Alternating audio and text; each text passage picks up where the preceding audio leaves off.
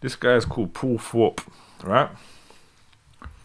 He's a watch dealer. He used to be a watch dealer. So his channel is Paul Thorpe Watch Dealer. He's from Brighton. A lot of racism in Brighton recently, I've been noticing. And I lived there for years. Very liberal kind of town, very left wing. So when I find like really right wing, like fascist people there, it really confuses me. But yeah, Paul Thorpe. Anyway, like I actually, you can see I'm not subscribed anymore. I unsubscribed to his channel. I used to subscribe to his channel and I was actually a fan. But I always felt like he probably leaned a bit like that. You know what I'm saying? But I like watches, right? So I'm into watches, whatever. I followed information about them and when I was planning to first buy a watch, I watched a lot of videos on YouTube of things to look out for, etc. So I was searching all these videos about watches on YouTube, and this is only like a year or so ago, or whatever. And this was the best channel, like honestly, like his content on watches, his advice,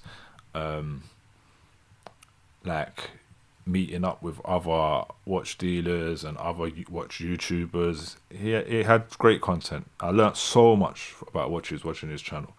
And then recently he just started like kind of King of Sting said free Brighton.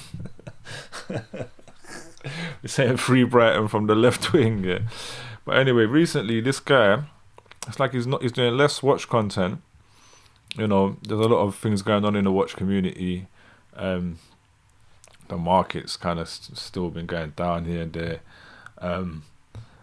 And he's doing all this right-wing content out of nowhere. Capital punishment.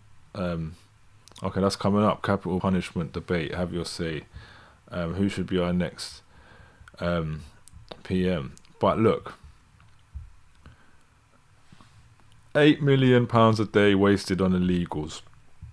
Let's give that a watch. Wait, let's just see if there's any others. Britain betrayed. Britain has been betrayed. Let's watch this one. Got Nigel Farage. Welcome back, everyone. Now, so I just want to look and see what's going on with Paul Thorpe, man. You know what I'm saying? What are you up to, mate? I think it's time we had a very adult conversation here, and the time has come for us all to put aside our fears, our politeness, our willingness to turn the other cheek, whilst trying our level best to remain cool, calm and collected. Because for years now, we all know that us, the British people, have been treading on eggshells in a vain and stupid attempt to try and appease a certain group within our society, a group that you simply cannot afford to appease and who clearly aren't interested in integrating into any society or lifestyle other than their own. Strangely, wanting to recreate, in many instances, the self-same squalor, deprivation and violence from which they supposedly were fleeing. And I think the British people have done their level best to be kind, accepting and tolerant. We've offered these people just about everything we can and more, from safety to housing to jobs and security. How are you going to say all that and not say what the group is? I know you're saying you can't say this group or whatever, but I don't even know what you're talking about. Are you talking about Muslims? Are you talking about immigration in general? Like, say it with your chest, man. Don't be shook. To healthcare and just about any other benefit that you can think of. It's all been at their service and mostly for free, and often at the expense of our own people. Yet we haven't moaned, we haven't groaned, and we haven't kicked. No, it's not at the expense of our own people, Paul, yeah? I tell you what's at the expense of our own people is the MPs that are putting the money in their pockets, yeah? The tax-dodging MPs and the tax-dodging corporations that are all run by white people are the problem, yeah?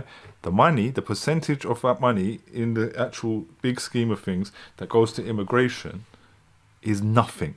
It's pennies, yeah? But you want to focus on that more than you want to focus on actually attacking the actual. Well, don't get me wrong, because I think he does probably attack the government and attack the white people that are at the top.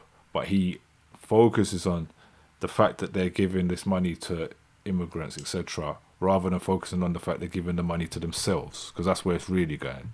Picked up a fuss. And whether we like it or not, we have to be honest. It's not pleasant to admit it, but our kind and accepting, super patient nature has been spat right back in our faces by a very significant and highly dangerous minority who are a threat to the very core of everything that we hold dear to us And that includes, most importantly, the very futures and safety of our children. We've had terror attacks in London, buses and undergrounds blown up, women and children massacred in Manchester, and one of our much beloved soldiers beheaded in broad daylight on a British street. And in case anyone had forgotten, his name was Lee Rigby. And even our police forces and the Crown Prosecution Service. So again, who are you targeting here?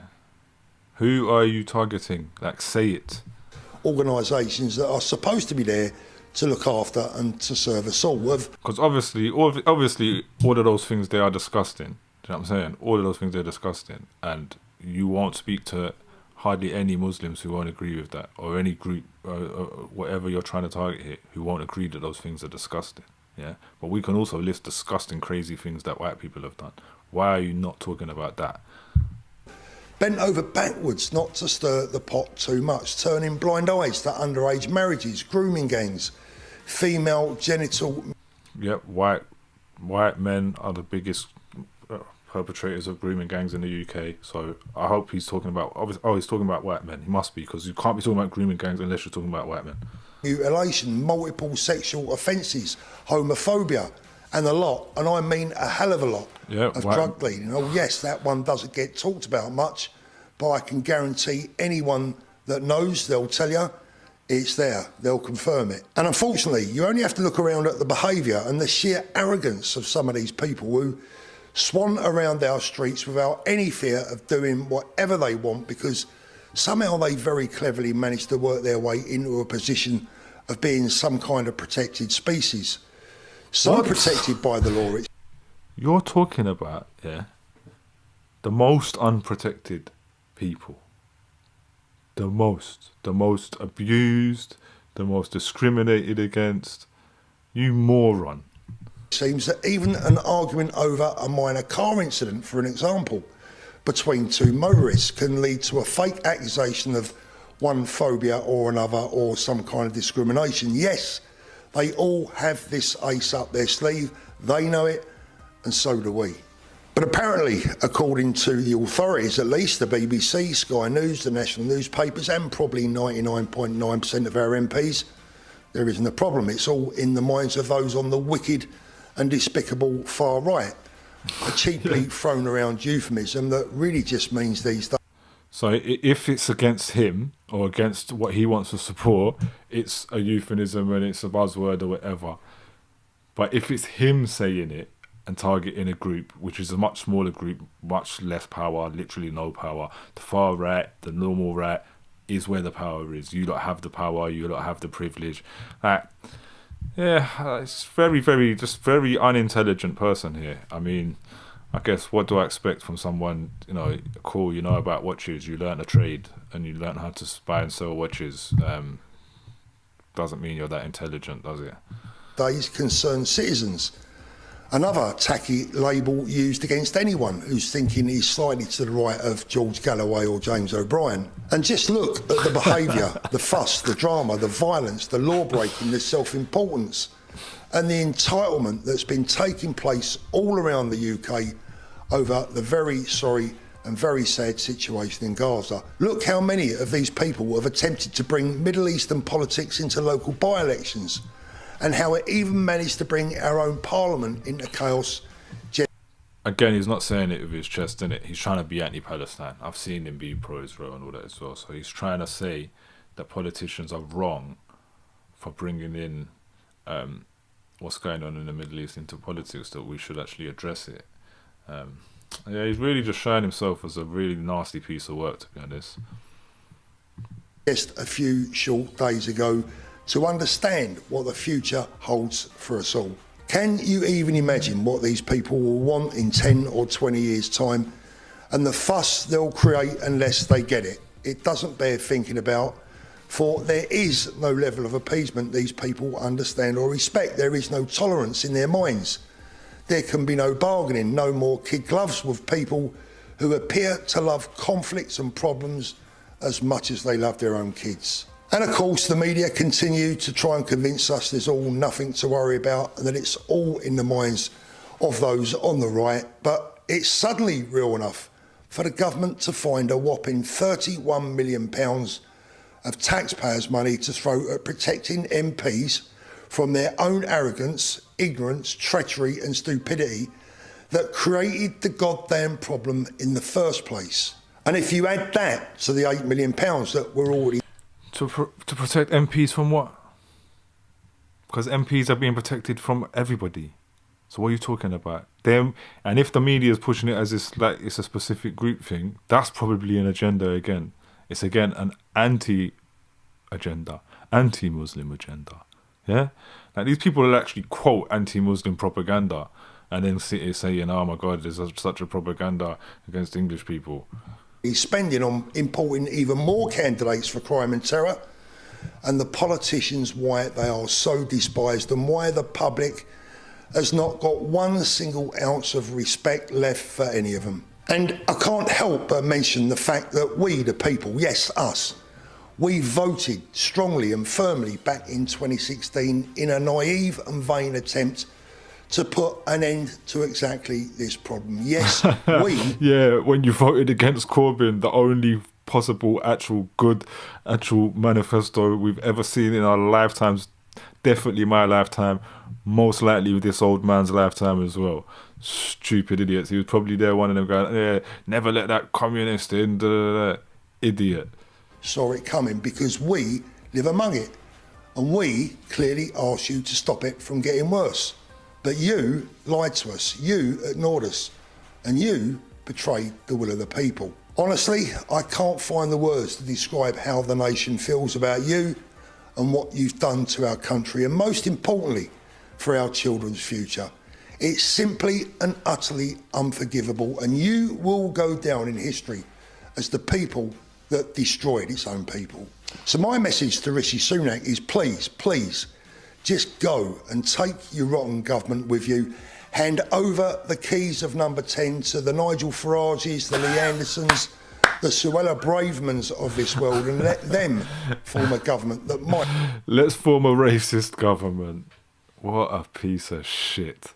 I avoid swearing on it, but this guy is an absolute piece of work, man.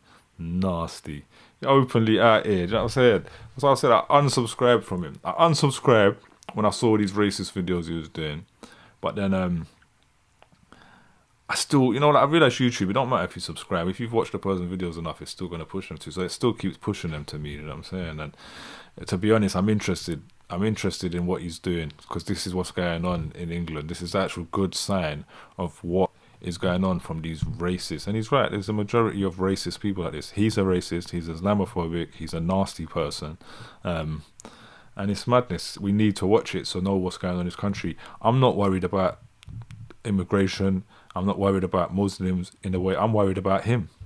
I'm worried about him, his kids, people who think like him. They're dangerous. Yeah? They're a threat to us.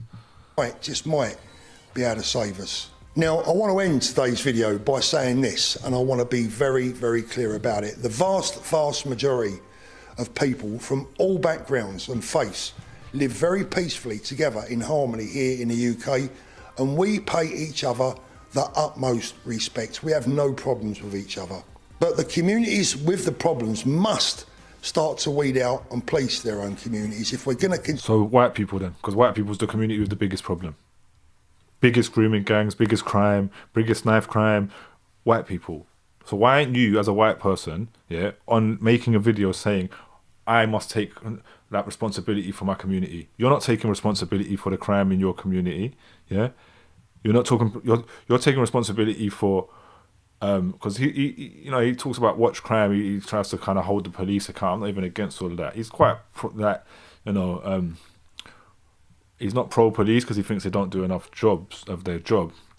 But he's pro prosecution and putting people in jail and all of that. So he might as well be pro police. Which I'm not. I get it. You know what I'm saying? Obviously, where I'm from, we don't like police. Yeah. We don't really push for people going to jail and all that kind of stuff, apart from when they do, like, you know what I'm saying, like, SA and R and things like that, you know what I'm saying? But, yeah, deal with your white community, bro. You know what I'm saying? Here's another white British person, yeah, white British person. Here I am. Let's go deal with our community, bro, yeah? Shout me. What can we do?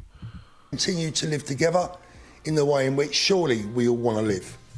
For I fear, if this plea goes unanswered, if our government continues to ignore the wishes of the people and the problems, someone is going to place the last straw onto a lion's back, and I don't think anyone wants to see that happen. What?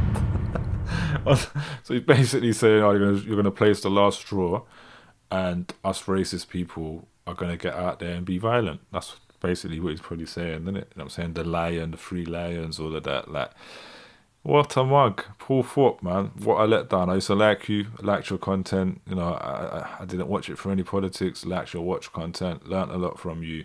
Turned out you're a scum.